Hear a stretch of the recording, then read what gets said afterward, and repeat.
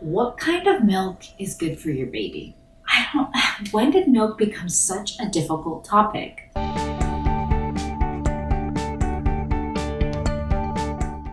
Hi everyone, I'm Dr. Amna Husain, board certified pediatrician, board certified lactation consultant, and mom. Today we're going to talk about what's the best milk for your child. Milk has become such a confusing topic for parents, and with new milks hitting the market, I'm surprised at some of the milks I see. For example, when I first heard of pea milk years and years ago, I was wondering, what is that? But with new milks hitting the market, parents have questions and concerns about what is the nutritional value of all these milks and which one is superior for their family or their family's needs. First of all, I'm a lactation consultant, and I do know quite a bit about breast milk as well. And as a pediatrician, I know about the guidelines that the AAP and the USDA have sort of set forth. And you can actually choose to breastfeed or provide your baby formula or bottle feed breast milk to your baby for the first year of life. You can even choose to go on to breastfeed beyond the first year of life.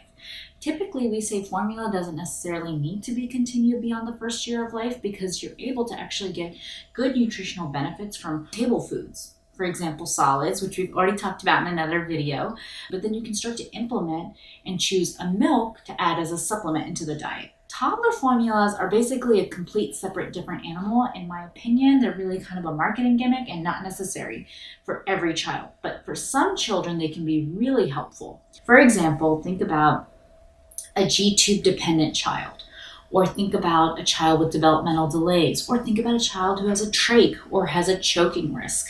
And they may have a tracheostomy and potentially a G-tube. Well, these formulas, these toddler formulas, are great ways to actually feed the child through the stomach and give them their nutrients and minerals because they're not able to eat solid table foods. Again, those are really unique, separate cases, but we're going to actually hit on outside of those cases and just talk about if you were introducing milk to your child, what's the best milk to choose. First thing I like to talk to parents are, what concerns do you have? Some parents like to bring only organic into the house. Some parents have concerns about GMOs, pesticides.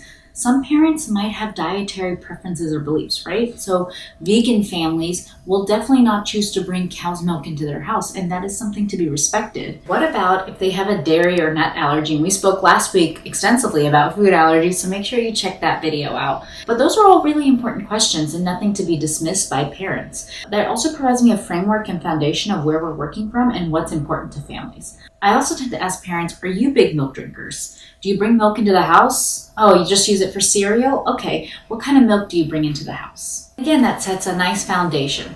For some parents, I often find they just are overwhelmed when they go to the supermarket and they see that there are so many milks out there. And they're not sure which one to choose and which one's best. They can have varying price differences, different nutritional breakdowns, and that's oftentimes where families get stuck. So speaking of milk, why do we wait to give it till 12 months of age? Well, because it doesn't provide the best source of nutrition. Remember, it's a supplement. The general milk that we've heard about for years is cow's milk, which can be high in protein, high in vitamin A, calcium, vitamin D, all of those things. However, it's a supplement. So that alone does not contain all the other items that your child needs. Not to mention, when children have high amounts of milk in their diet, we not only see things like anemia from other nutritional imbalances and deficiencies, but we can even see constipation because it can be constipating. Milk does not contain fiber. Your child's only going to get that fiber from good, healthy, nutrient-dense table foods. So we've hit on it a little bit already, but cow's milk. It's higher in protein and it's a complete protein. So this can be really helpful in general from a muscle growth standpoint, overall growth, and in general is used by the body for energy production. It can be quite filling because it is higher in protein, and depending on what fat level you choose, it can be really filling to the child's tummy. So I always go over with families what volume they're giving and when they're giving the milk. Typically, if you're going to give milk, let's say right before the child eats a meal, or even giving it with meals, that's not really the best way to use milk. You're actually probably going to allow them to fill up their tummies more with milk than you are with the food that's on the table that you've worked so hard to prepare. So make sure that you're reviewing with your doctor what time to give milk during the day if you do choose to introduce cow's milk, and then how much to give with each feed. Coconut milk. Coconut milk tastes fantastic. I'm a big fan of it, but it is high in saturated fat, and that's important to know. It's also really creamy. So if, for example, your child does have a dairy allergy and you've played around with almond milk, you might find that coconut milk is a little creamier, and that's why your child goes for it. The other thing to think about with coconut milk is it's got a very low protein content. So what you're doing right here is you're kind of adding more fat in, and a saturated fat, which isn't really the best type of fat, and you're doing less protein.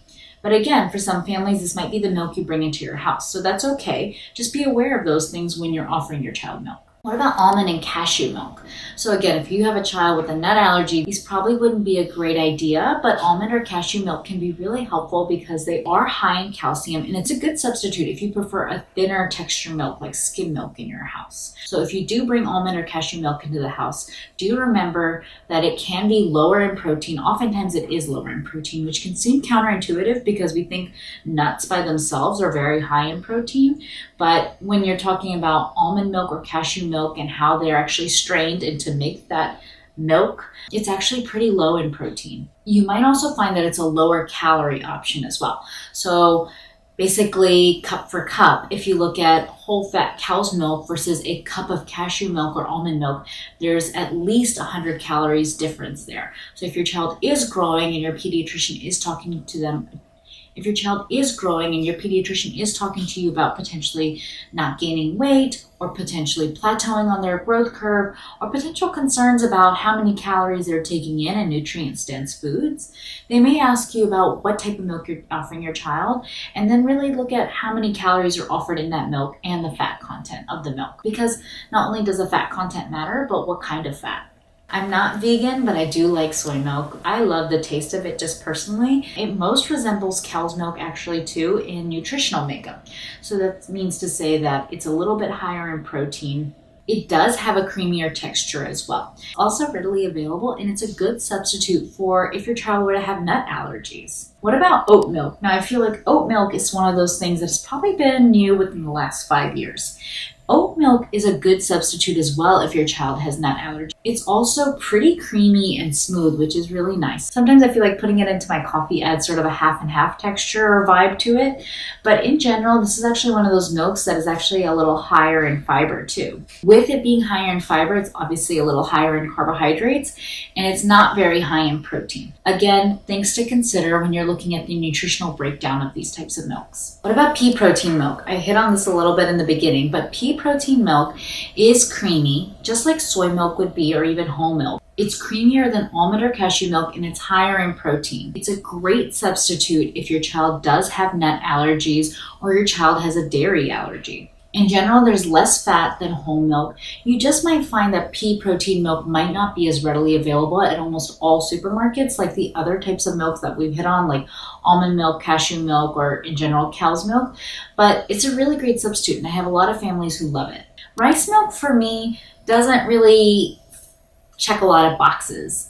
Sure, it's great if your child has nut allergies, and approximately it's the same number of calories as cow's milk, but there's very little nutritional content or value and almost no protein, so it's something to be aware of. For some families it works, and it is one of those shelf-stable milks that you can keep in the house. It does have a little bit of a thinner texture like skim milk, so something to be aware of. What about goat milk? Now, there seems to be a big trend toward goat milk being a superior milk to, for example, cow's milk or just any milk on the market. But from a medical perspective, goat's milk is usually not safe for children under 2 years of age, and here's why. It has a higher protein and sodium content, and I really wouldn't recommend anything raw or unpasteurized, so you need to make sure you're reading the labels and reading what's behind to make sure if it actually is pasteurized goat milk, because this could be a source of how infections are actually passed.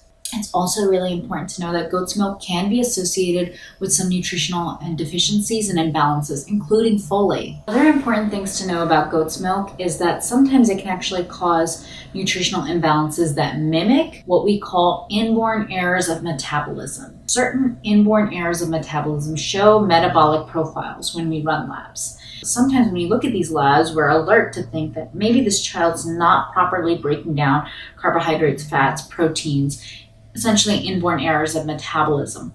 And we find out he's actually drinking goat's milk at home, and that lets us know that Again, this milk probably isn't the best, but I know many families do opt for it. It's just something to be aware of. Lastly, let's talk about hemp milk. So hemp milk or even flax milk are good alternatives if your child has a dairy, nut, or soy allergy. And again, these aren't that uncommon as we talked about with food allergy prevalence last week. The good thing about these milks are they are naturally rich in heart-healthy omega-3s, but again, they're not as readily available. What are my go-to tips when talking to a family about starting milk? Well, again, we hit on some of the questions I asked in the beginning, but I'm really big about, in general, recommending that milk is a supplement. It's not supposed to be essential in a child's diet.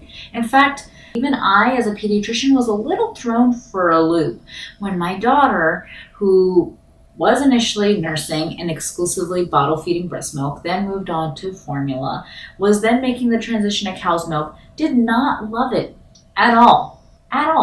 Tried a couple of different things and she was just not a fan of milk. To this day, she really doesn't like milk that much, and she's a 3-year-old, and that's totally okay. I knew she was getting a good amount of calcium in her diet through other dairy products like cheese, yogurt, which she loves. But here I was taking care of so many children who love milk to the point that I often have to tell them to cut back a little bit, and I couldn't even get my daughter to take 1 ounce, really even half of an ounce of milk. So it threw me for a loop, but again, you have to remember milk's not essential in the diet.